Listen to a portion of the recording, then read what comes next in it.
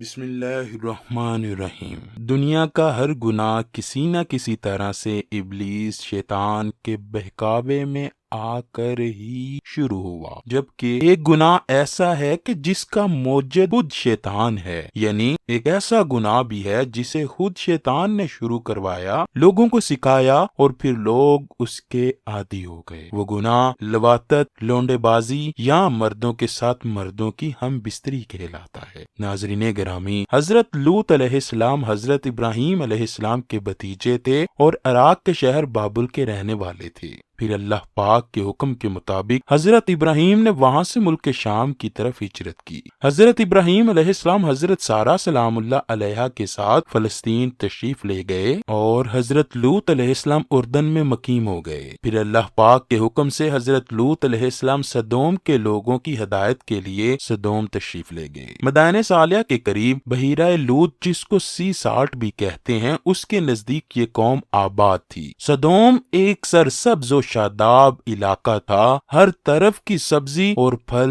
وہاں پیدا ہوتے تھے، طرح طرح کے میوہ جات، ہر قسم کا اناج شہر سدوم میں پیدا ہوتا تھا۔ جدید قسم کا نہری نظام اور چشموں سے یہ بستی بھری پڑی تھی۔ یہی وجہ تھی کہ دوسرے شہروں اور قریبی بستیوں سے لوگ سدوم کی طرف سیر و تفریح، کھانے پینے اور مہمان بن کر آنے لگے۔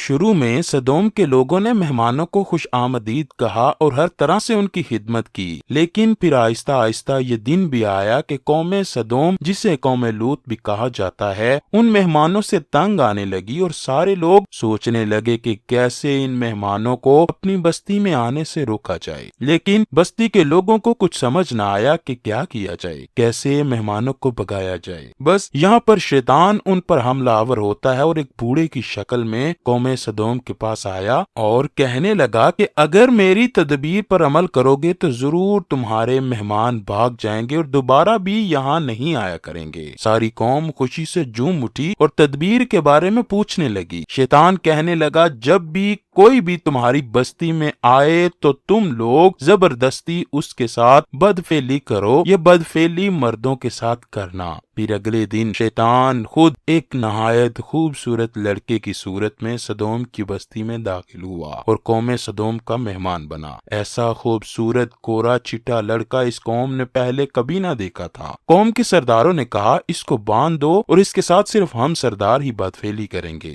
چنانچہ اس طرح شیطان نے قوم سدوم کو بدفعلی سکھائی۔ بس پھر اس کے بعد آہستہ آہستہ جیسے جیسے مہمان ان کی بستی میں آئے تو یہ لوگ ان کے ساتھ زبردستی بدفعلی کرنے لگے اور پھر یہ لوگ اس گناہ کے عادی ہوتے چلے گئے۔ اب بات یہاں تک آن پہنچی کہ یہ لوگ آپس میں اپنی ہی بستی کے لوگوں کے ساتھ رضامندی سے مرد دوسرے مردوں کے ساتھ بدفعلی کرنے لگے اور دوسری بستی سے اگر کوئی مہمان آتا تو وہ لوگ اس کو اپنی محفل میں لے جاتے اور وہاں اجتماعی طور پر اس سے زیادتی کرتے۔ حضرت لوط علیہ السلام اللہ کے برگزیدہ پیغمبر تھے۔ انہوں نے اس قوم کو بہت سمجھایا کہ اس شہوت زدہ کام سے باز آ جائیں، نہیں تو اللہ پاک کا عذاب ان کو آن گرے گا۔ سب سے اہم بات یہ ہے کہ مردوں کی مردوں سے شہوت پوری کرنا یہ ایک ایسا گناہ تھا کہ جو اس سے پہلے کسی قوم نے کبھی نہ کیا تھا۔ قرآن پاک میں قوم لوط کا ذکر 17 مرتبہ آیا ہے۔ اللہ پاک قرآن مجید میں فرماتا ہے، کیا وہ بے حیائی کرتے ہو جو تم سے پہلے جہان میں کسی نے نہ کی تو تم مردوں کے پاس شہوت سے جاتے ہو عورتیں چھوڑ کر، بلکہ تم لوگ حد سے گزر گئے ہو۔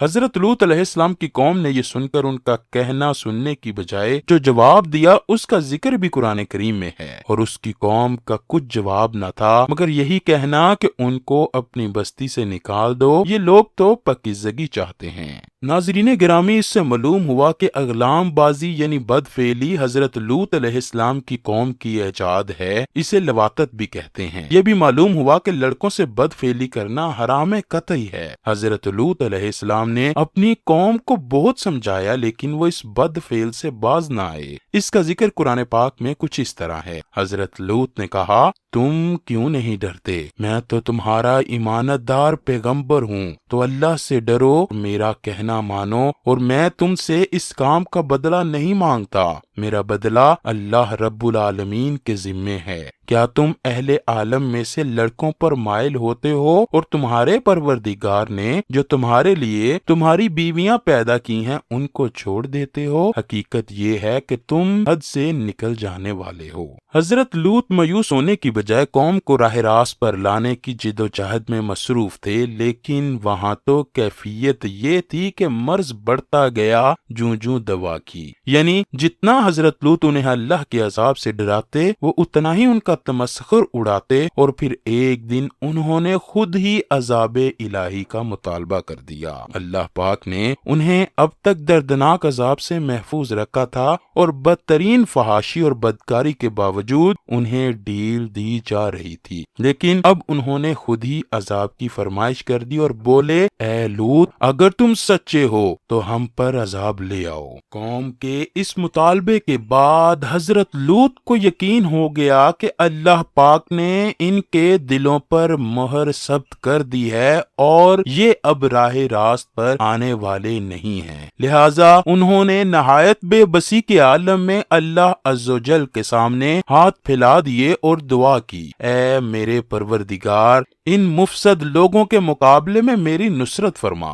چنانچہ فرشتے حضرت ابراہیم سے ملنے کے بعد انسانی شکل میں حضرت لوط کی بستی سدوم پہنچے۔ جب وہ بستی کے قریب پہنچے تو ان کی ملاقات حضرت لوط علیہ السلام کی صاحبزادی سے ہوئی جو بستی کے کنارے پانی بھرنے کے لیے گئی تھیں۔ فرشتوں نے لڑکی سے پوچھا، ہم آج رات اس بستی میں ٹھہرنا چاہتے ہیں۔ لڑکی بولی، آپ ابھی یہاں ہی رکیں، میں ابھی آپ کو بتاتی ہوں۔ لڑکی بھاگتی ہوئی اپنے والد حضرت لوط علیہ السلام کے پاس پہنچی اور بتایا کہ بستی کے کنارے خوبصورت نوجوان کھڑے ہیں جو کہ بستی میں رات رکنا چاہتے ہیں، میں ان کو ساتھ اس لیے نہیں لائی کہ راستے میں ہی بستی کے لوگ ان پر ٹوٹ پڑیں گے، کیونکہ میں نے خود ان سے خوبصورت کبھی پہلے کسی کو نہیں دیکھا۔ اس کے علاوہ ویسے بھی حضرت لوط کو قوم نے منع کر رکھا تھا کہ کوئی بھی مہمان ان کے گھر نہیں رک سکتا، سب کی مہمان نوازی قوم ہی کرے گی۔ خیر حضرت لوط بستی کے کنارے گئے اور ان انسانی شکلوں والے فرشتوں کو چھپ چھپا کر اپنے گھر لے آئے۔ مفسرین اور تاریخ دان لکھتے ہیں کہ وہ فرشتے حضرت جبرائیل علیہ السلام، حضرت میکائیل علیہ السلام اور حضرت اسرافیل علیہ السلام تھے،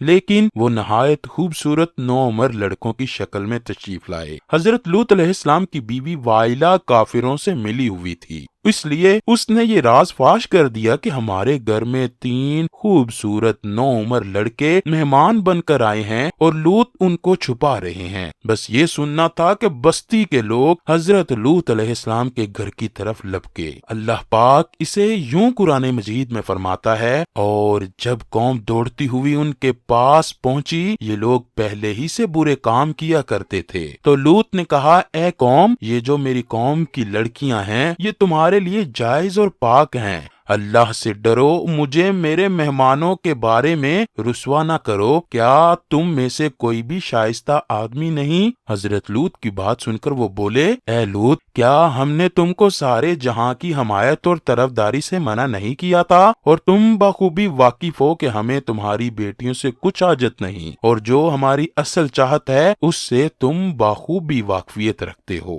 قوم لوط کے اس بے شرمانہ جواب سے اندازہ لگایا جا سکتا ہے کہ وہ فعل بد میں کس حد تک مبتلا ہو چکے تھے۔ جب قوم کے لوگ دوڑتے ہوئے حضرت لوط کے گھر پہنچے تو انہوں نے دروازہ بند کر لیا، لیکن وہ لوگ دیوار پر چڑھ گئے تو حضرت لوط علیہ السلام کہنے لگے، اے کاش مجھ میں تمہارے مقابلے کی طاقت ہوتی یا کسی مضبوط قلعے میں پناہ پکڑ سکتا۔ لیکن جب فرشتوں نے حضرت لوط کو بے بس دیکھا تو انہوں نے حقیقت بتا دی کہ ہم کوئی انسان نہیں ہیں بلکہ اللہ کی طرف سے بھیجے گئے فرشتے ہیں۔ فرشتے حضرت لوط سے کہنے لگے، آپ آج ہی رات اس بستی سے چلے جائیں، لیکن آپ اور آپ کے ماننے والے جب جائیں تو واپس اس بستی کی طرف مڑ کر مت دیکھنا۔ چنانچہ حضرت لوط علیہ السلام رات کو اپنے اہل و عیال کو لے کر نکل پڑے، ان کی بیوی وائلہ بھی ان کے ساتھ تھی۔ ادھر بستی کے لوگ حضرت لوط کے گھر کے باہر جمع تھے۔ حضرت جبرائیل اپنا ایک پر مارا اور وہ سارے لوگ جو جمع تھے وہ اندھے ہو گئے۔ یہ عذاب صرف ان لوگوں کے لیے تھا جو حضرت لوط کے گھر کے باہر جمع تھے۔ قرآن کریم میں ارشاد ہے، اور انہوں نے لوط سے ان کے مہمانوں کو لینا چاہا تو ہم نے ان کی آنکھیں اندھی کر دیں۔ اس کے بعد حضرت جبرائیل علیہ السلام نے اس بستی کو اللہ کے حکم سے زمین سے اکھیڑا اور پھر اپنے بازوؤں پر رکھ کر آسمان پر لے گئے، یہاں تک تک کہ بستی کے مرغوں اور کتوں کی آوازیں آسمان کے فرشتوں نے سنی اور پھر اس ساری بستی کو زمین پر دے مارا۔ پھر اس کے بعد اللہ پاک نے ان لوگوں پر پتھروں کی بارش کی۔ مفسرین لکھتے ہیں کہ ہر پتھر پر اس شخص کا نام لکھا ہوا تھا جس کو وہ آ کر لگتا تھا۔ اگر کوئی شخص بستی سے باہر تھا تو اسے وہ پتھر اسی جگہ جا لگا جہاں پر وہ موجود تھا۔ اللہ پاک نے قرآن مجید میں فرمایا، پھر جب ہمارا حکم آن پہنچا تو ہم نے وہ بستیاں الٹ دیں اور اس زمین پر کنگر کے پتھر برسانا شروع کیے جو لگاتار گرتے رہے، جن پر تمہارے رب کی طرف سے خاص نشان بھی تھے اور وہ ظالموں سے کچھ دور نہیں۔ اللہ اکبر۔ دوستو، دیکھا آپ نے کہ اللہ پاک کیسے کیسے عذاب دیتا ہے ظالم قوموں کو۔ آج جائیں ذرا جا کر تو دیکھیں ان بستیوں کے حال۔ سدوم کی خوبصورت بستی کو اللہ پاک نے بدبودار سیاہ جھیل میں بدل دیا جس کے پانی سے رہتی دنیا تک کوئی فائدہ نہیں اٹھایا جا سکتا۔ سمندر کے اس خاص حصے میں کوئی جاندار مچھلی، مینڈک وغیرہ زندہ نہیں رہ سکتا، اسی لیے تو اسے بحیرہ مردار کہا جاتا ہے۔ اس کے مغرب میں اسرائیل اور مشرق میں اردن واقع ہے۔ ساری زمین بنجر اور صحرا میں بدل چکی ہے۔ اب وہ دنیا کا ایسا مقام ہے کہ جہاں زندگی کا کوئی نام و نشان ہی نہیں۔ قرآن پاک میں ارشاد باری تعالیٰ ہے،